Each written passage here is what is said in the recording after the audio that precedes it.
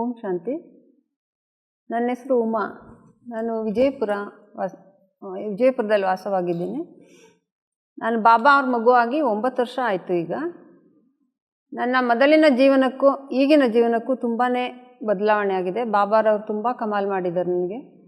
ನನಗೆ ಮೊದಲು ಸ್ವಲ್ಪ ಆರೋಗ್ಯದಲ್ಲಿ ತುಂಬ ಸಮಸ್ಯೆ ಇತ್ತು. ಮತ್ತು ಸ್ಪೈನಲ್ ಕಾರ್ಡ್ ಸರ್ಜರಿ ಕೂಡ ಆಯಿತು. ಆ ಸರ್ಜರಿ ಆದಾಗ ನನಗೆ ಬಾಬಾ ಮನೆಗೆ ಬಂದರೆ ಕ್ಲಾಸಲ್ಲಿ ಕೂತ್ಕೊಳ್ಳೋಕೆ ಸಹ ಆಗ್ತಾ ಇರಲಿಲ್ಲ.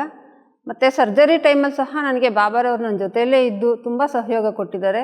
ನನಗೆ ವಾರ್ಡಲ್ಲಿ ಯಾವಾಗಲೂ ಆಪ್ರೇಷನ್ ಥಿಯೇಟ್ರಲ್ಲೆಲ್ಲ ಬಾಬಾ ನನ್ನ ಜೊತೆಯಲ್ಲೇ ಪ್ರತ್ಯಕ್ಷವಾಗಿ ನನಗೆ ದರ್ಶನ ಕೊಡ್ತಾಯಿದ್ರು. ಮಮ್ಮ ಬಾಬಾ ಇಬ್ಬರೂ ನನ್ನ ಜೊತೆಯಲ್ಲೇ ಇರ್ತಾಯಿದ್ರು. ತುಂಬಾ ಧೈರ್ಯ ಕೊಟ್ಟಿದ್ದಾರೆ ಮತ್ತು ತುಂಬ ಸಹಯೋಗ ಕೊಟ್ಟಿದ್ದಾರೆ. ನನಗೆ ಅದರಿಂದ ತುಂಬ ಶಕ್ತಿ ಬಂದಿದೆ. ಈಗ ಆರೋಗ್ಯದಲ್ಲಿ ತುಂಬ ಸುಧಾರಣೆ ಆಗಿದೆ. ಎಲ್ಲರೂ ಕೇಳ್ತಾರೆ, ನಿಮ್ಗೆ ಆಪ್ರೇಷನ್ ಆಗಿ ನೀವು ಇದೆಲ್ಲ ಮಾಡ್ತಿರಲ್ಲ, ನಿಮ್ಗೆ ಆಗುತ್ತಾ ಅಂತ ನನ್ನ ಸಹೋದರಿ ಅಕ್ಕಂದರೆಲ್ಲ ಕೇಳ್ತಾ ಇರ್ತಾರೆ. ಇಲ್ಲಿ ನನಗೇನು ಗೊತ್ತಿಲ್ಲ, ಎಲ್ಲ ಬಾಬಾರವ್ರು ಮಾಡಿಸ್ತಾ ಇದ್ದಾರೆ, ನಾನೇನು ಮಾಡ್ತಾ ಇಲ್ಲ ಅಂತ ನಾನು ಮಾಡ್ತಾ ಇರ್ತೀನಿ. ಎಲ್ಲ ಬಾಬಾರವರೇ ಮಾಡಿಸ್ತಾ ಇರ್ತಾರೆ. ನನ್ನ ಜೀವನದಲ್ಲಿ ತುಂಬಾ ಬದಲಾವಣೆಗಳಾಗಿದೆ. ಮನೆಯಲ್ಲೂ ಸಹ ಅಷ್ಟೇ, ನಮ್ಮ ಲೌಕಿಕ ಜೀವನದಲ್ಲೂ ತುಂಬ ಬದಲಾವಣೆಗಳಾಗಿದೆ. ಮನೆಯಲ್ಲೂ ಪರಿವಾರದಲ್ಲೂ ನನ್ನ ಮಗಳು ಅಳಿಯ ಅವರು ಸಹ ತಿಳ್ಕೊಂಡಿದ್ದಾರೆ. ಮೊಮ್ಮಕ್ಕಳು ಬರ್ತಾರೆ, ಇಲ್ಲಿಗೆ ಬಾಬಾ ಮನೆಗೆ ಬರ್ತಾ ಇರ್ತಾರೆ. ಅಣ್ಣ ಅವ್ರಿಗೂ ಎಲ್ಲ ಇಷ್ಟ ಕೇಳ್ತಾರೆ, ಅವರು ಎಲ್ಲ ತಿಳ್ಕೊತಾರೆ. ಮತ್ತು ನನಗೆ ಯಾವಾಗಲೂ ಇದೆ, ಬಾಬಾ ಮನೆಗೆ ಹೋಗಬೇಕು ಅನ್ನೋದೇ ನನಗೆ ಯಾವಾಗಲೂ ಇಷ್ಟ ಇರುತ್ತೆ. ಒಂದಿನ ಬರಲಿಲ್ಲ ಅಂದರೆ ನಮ್ಗೆ ಇರೋಕ್ಕಾಗೋದಿಲ್ಲ. ಇಲ್ಲಿ ನಮಗೆ ಅಷ್ಟೇ, ನಮ್ಮ ಸೆಂಟ್ರಲ್ಲಿ ಅಕ್ಕಂದರು ಎಲ್ಲ ನಮ್ಗೆ ಅಷ್ಟೇ ಸಹಯೋಗ ಕೊಡ್ತಾರೆ, ತುಂಬ ಪ್ರೀತಿ ಮಾಡ್ತಾರೆ. ತುಂಬ ಚೆನ್ನಾಗಿರುತ್ತೆ. ನಮಗೆ ಈ ಅಲೌಕಿಕ ಜೀವನ ತುಂಬ ಇಷ್ಟ. ನನಗೆ ದಿನ ಮಧುಬನದಲ್ಲೇ ಇದ್ದೀನೇನೋ ಅನ್ನುವ ಒಂದು ಅನುಭವ ಆಗ್ತಾ ಇರುತ್ತೆ. ಯಾವಾಗಲೂ ಎದ್ದ ತಕ್ಷಣ ಮಧುಬನದ್ದೇ ನೆನಪು ನಮಗೆ.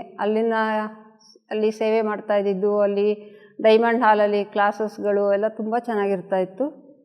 ಅದೇ ನೆನಪು ಮಾಡಿಕೊಂಡು ಅದೇ ಒಂದು ಸ್ಮೃತಿಯಲ್ಲೇ ಇರ್ತೀನಿ ಯಾವಾಗಲೂ.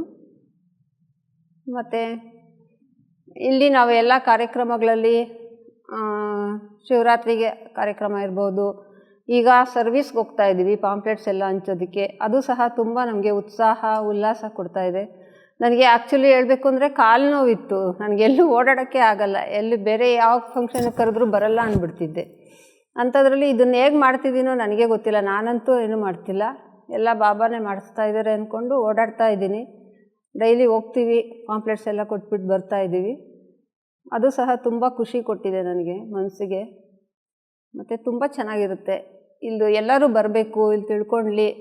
ನಾನು ಯಾರೇ ಸಿಕ್ಕಲಿ ಎಲ್ಲರಿಗೂ ಹೇಳ್ತಾ ಇರ್ತೀನಿ ಇದ್ರ ಬಗ್ಗೆ, ಬಾಬಾರವ್ರ ಬಗ್ಗೆನೇ. ಎಲ್ಲರೂ ಬನ್ನಿ, ನೀವು ತಿಳ್ಕೊಳ್ಳಿ ಅಂತ ಎಲ್ಲ ಸಹ ಹೇಳ್ತಾ ಇರ್ತೀನಿ.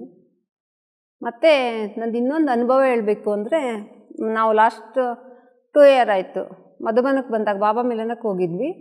ಅಲ್ಲಿ ಒಂದು ಅಚಾನಕ್ಕಾದ ಒಂದು ಘಟನೆ ನಡೀತು. ಏನು ಅಂದರೆ, ನಾವು ಆನಂದ್ ಸರೋವರಲ್ಲಿ ನಮ್ಮದು ರೂಮ್ ಇದ್ದಿದ್ದು.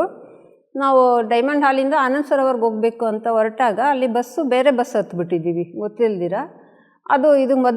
ಇದು ಮನಮೋಹಿನಿ ಇದ್ರ ಹತ್ರಕ್ಕೆ ಬಿಲ್ಡಿಂಗ್ ಹತ್ರ ಕರ್ಕೊಂಡು ಹೋದ್ರು ಆ ಬಸ್ಸವರು. ನಾನು ಅದೆಲ್ಲ ನೋಡಿರಲಿಲ್ಲ, ನನಗೆ ಗೊತ್ತೂ ಇಲ್ಲ. ಮತ್ತು ರಾತ್ರಿ 9:30 ಆಗಿತ್ತು ಸಮಯ. ಆಗ ಮತ್ತೆ ನಾನು ವಾಪಸ್ ಬರಬೇಕು ಅಂದರೆ ನಮಗೆ ಅಲ್ಲಿ ಹಿಂದಿ ಮಾತಾಡಬೇಕು. ಹಿಂದಿ ಅಷ್ಟೊಂದು ಸರಿಯಾಗಿ ಬರ್ತಿರಲಿಲ್ಲ. ಅಣ್ಣ ಅವರು ಹತ್ರ ಯಾರನ್ನ ಕೇಳಬೇಕು ಅಂದರೆ ಏನು ಹೇಳೋದು, ಹೇಗೆ ಹೇಳೋದು ಅಂತ ಒಂದು 5 ನಿಮಿಷ ಸುಮ್ಮನೆ ಯೋಚನೆ ಮಾಡ್ಕೊಂಡು ನಿಂತ್ಕೊಂಡ್ವಿ. ಆ ಬಸ್ ಇಳಿದ್ಬಿಟ್ಟು ಮತ್ತೆ ಆ ಬಸ್ ವಾಪಸ್ ಹೋಗಲ್ಲ ಅಲ್ಲಿಗೆ ಅಂತಂದರು.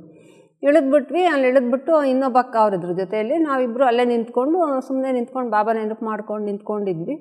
ಅಷ್ಟರಲ್ಲಿ ಒಂದು ಕಾರ್ ಬಂತು, ಆ ಕಡೆಯಿಂದ ಒಂದು ಕಾರ್ ಬಂತು. ಅವ್ರು ಬಂದು ಅವರೇ ನಿಲ್ಲಿಸಿದ್ರು ಅಣ್ಣ ಅವರು. ನಮಗೆ ನಾವೇನು ಕೇಳಲಿಲ್ಲ. ನಿಲ್ಲಿಸ್ಬಿಟ್ಟು ಕನ್ನಡದಲ್ಲೇ ಮಾತಾಡ್ಸಿದ್ರು. ಅವರು ಕನ್ನಡದವ್ರಂತೆ, ಬೆಂಗಳೂರಿನವರೇ ಅಂತೆ, ಕರ್ನಾಟಕದವರೇ ನಾವು ಅಂತಂದ್ಬಿಟ್ಟು, ಏನು ಬೇಕು, ಎಲ್ಲಿಗೋಗ್ಬೇಕಾಗಿತ್ತು ಅಕ್ಕ ಅವರೇ ಅಂತ ಅವರೇ ಕೇಳಿದ್ರು. ನಮಗೆ ತುಂಬ ಆಶ್ಚರ್ಯ ಆಯಿತು, ತುಂಬ ಮತ್ತು ಖುಷಿನೂ ಆಯಿತು. ಮತ್ತು ಹೇಳಿದ್ವಿ ಈ ಥರ ಆಯಿತು ಅಂತ ಹೇಳಿದಾಗ ಅವರು ಸರಿ ಬನ್ನಿ ಅಂತ ಕರ್ಕೊಂಡೋದ್ರು. ಆನಂದ್ ಸರೋವರ ಹತ್ರನೇ ಕರ್ಕೊಂಡೋಗಿ ಬಿಟ್ಟರು.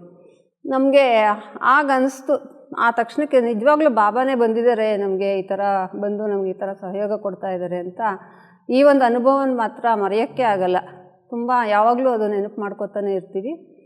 ಮತ್ತು ಇದೇ ಥರ ತುಂಬ ಆಗಿದೆ ನನಗೆ. ಇಲ್ಲಿ ಊರಲ್ಲೂ ಅಷ್ಟೇನೆ, ಎಲ್ಲಿಗಾದರೂ ಹೋಗಬೇಕು ಅಂದರೆ ಇಲ್ಲಿ ಸೆಂಟ್ರಿಂದ ಮನೆಗೆ ಹೋಗುವಾಗಲೂ ಅಷ್ಟೇ ಕರೆಂಟ್ ಹೋಗಿರುತ್ತೆ ಒಂದೊಂದು ಸಲ.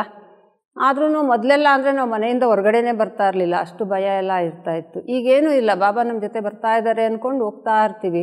ಎದುರುಗಡೆಯಿಂದ ವೆಹಿಕಲ್ಸ್ ಬರ್ತಾ ಇರುತ್ತೆ, ಆಗ ಬೆಳಕು ಬರುತ್ತೆ, ಏನು ಕತ್ಲು ಅನ್ಸಲ್ಲ, ಭಯನೂ ಆಗಲ್ಲ. ಸೇಫಾಗಿ ಮನೆಗೆ ಹೋಗ್ತೀವಿ. ಈ ಥರ ಅನುಭವಗಳು ತುಂಬಾ ಆಗಿದೆ. ಎಲ್ಲಿಗಾದರೂ ಹೊರಟಾಗ ನಾವು ಬಾಬಾನ ಜೊತೆ ಕರ್ಕೊಂಡು ಹೋದಾಗ ಅಲ್ಲಿ ನಮಗೆ ಎಲ್ಲ ಥರದ ಸಹಯೋಗನೂ ಸಿಗುತ್ತೆ, ಎಲ್ಲ ಕಾರ್ಯಗಳು ಸುಸೂತ್ರವಾಗಿ ನಡೆಯುತ್ತೆ ನಿಜವಾಗ್ಲೂ. ಮತ್ತು ಒಂದು ಸಲ ನಾವು ಹಿಂಗೆ ಎಲ್ಲೋ ಟ್ರಿಪ್ ಹೋಗಿದ್ದಾಗ ಆಧಾರ್ ಕಾರ್ಡ್ ಬೇಕಾಗಿತ್ತಲ್ಲಿ. ಆಧಾರ್ ಕಾರ್ಡ್ ತೊಗೊಂಡೋಗಿರಲಿಲ್ಲ ನಾವು. ಅಲ್ಲಿ ಕೇಳಿದ್ರು, ಮತ್ತು ನಾನು ಬಾಬಾ ನೆನಪು ಮಾಡಿಕೊಂಡು ಹೇಳಿದೆ ಅವ್ರಿಗೆ, ಇಲ್ಲ ಈ ಥರ ಮಿಸ್ ಆಗಿದೆ, ರೂಮ್ ಬೇಕಿತ್ತು. ಹೌದಾ, ಸರಿ ಬನ್ನಿ ಅಂತಂದ್ಬಿಟ್ಟು ರೂಮು ಸಹ ಕೊಟ್ಟರು. ಈ ಥರ ಅನುಭವಗಳು ತುಂಬಾ ಆಗಿದೆ. ನಾನು ಅದನ್ನೇ ಅನ್ಕೋತಾ ಇರ್ತೀನಿ ಯಾವಾಗ್ಲೂ, ಇದೆಲ್ಲ ಬಾಬಾರವರೇ ಮಾಡಿಸ್ತಾ ಇರೋದು ನಿಜವಾಗ್ಲೂ. ಬಾಬಾನ ಜೊತೇಲಿ ಇಟ್ಕೊಂಡಿದ್ರೆ ನಮಗೆ ಎಂಥ ಒಂದು ಬೆಟ್ಟದಂಥ ಯಾವುದೇ ಒಂದು ಕೆಲಸ ಆಗಲಿ ಅದು ನಿಜವಾಗ್ಲೂ ಎಷ್ಟು ಸುಲಭವಾಗಿ ಆಗಿಬಿಡುತ್ತೆ, ಅಷ್ಟು ಚೆನ್ನಾಗಿ ಆಗುತ್ತೆ. ಎಲ್ಲ ಕೆಲಸ ಕಾರ್ಯಗಳು ಸುಸೂತ್ರವಾಗಿ ನಡೆಯುತ್ತೆ. ನಮ್ಮ ಜೀವನದಲ್ಲೂ ಅಷ್ಟೇನೆ ಅಂತ ಈ ಥರ ಅನುಭವಗಳು ನನಗೆ ತುಂಬ ಆಗಿದೆ.